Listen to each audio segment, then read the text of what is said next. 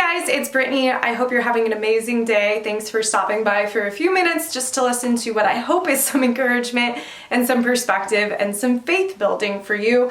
Do I claim to have all the answers? No. But do I feel led to share what I do have? Yes. And so I'm going to just share some reflections on my own journal entries, some spiritual inspiration within that, and my own journey. And I'm doing this, like I said, not for my praise, but for God's glory, in hopes that it does impact you positively. And so I just wanted to start with the human part of this first, before we jump into what I wrote in the spiritual side.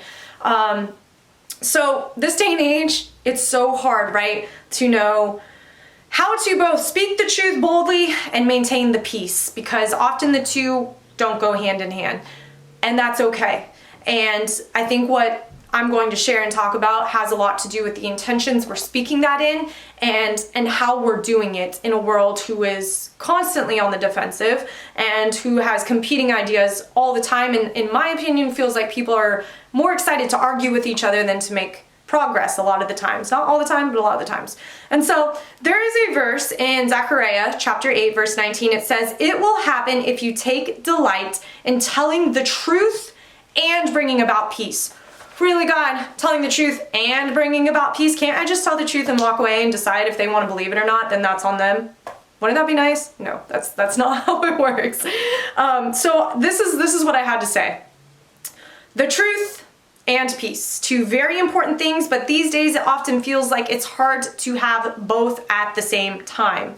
And while I don't have the exact answers on how to always attain both, I think the best thing we can do is look at the life of Jesus. Stay with me. He was and is truth at all times, regardless if the people around him received the truth in peace or not. Sound familiar? His truth-filled purpose, mission, and teachings did not change based on another's feelings toward them. However, he also never set out to cause strife or to disrupt peace. Yet, if speaking the truth meant that this would come as a byproduct in the situations that he encountered, this didn't stop him from doing so. I think this is why he reminds us to speak the truth in love, to never intentionally do something that causes another person to trip, and to be better listeners than speakers when the opportunity arises. Often Jesus responded to critics or Pharisees with just a few truth-filled words or even a rhetorical question that really put them on their toes. And these few words were more impactful than I'm sure the response that you and I know I would like to be giving at the time. But they help to maintain the peace and keep the focus on the truth, not the feelings around them.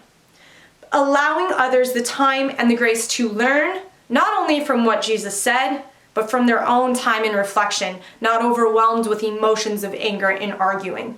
So I think one of the best ways we can bring truth and peace together as teachers is to speak in love, is to use choice words, and to leave room for grace for both ourselves and for other people. As learners, we can strive to listen more eagerly, focus on finding truth, not on fighting or defending our feelings, and ask God to give us pure wisdom and understanding, which he will, and he does.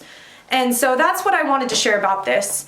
I think, we could all benefit from a little less stress. We could all benefit from being a little less on the defensive. We could all benefit from learning from one another.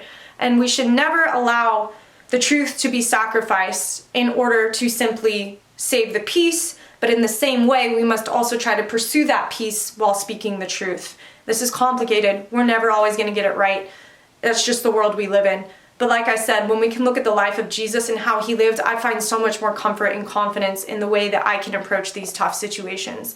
And then you can walk away from them knowing I did foundationally what I know in my heart to be right. And how others choose to respond to that is out of your control. And so I just wanted to remind you, truth and peace, they're very hard, but they are worth pursuing, and this world needs more of it. So I hope this inspired you. If you liked it, please feel free to share it with a friend who might also need the word, and I'll be sharing more in the future. So have a great day, guys.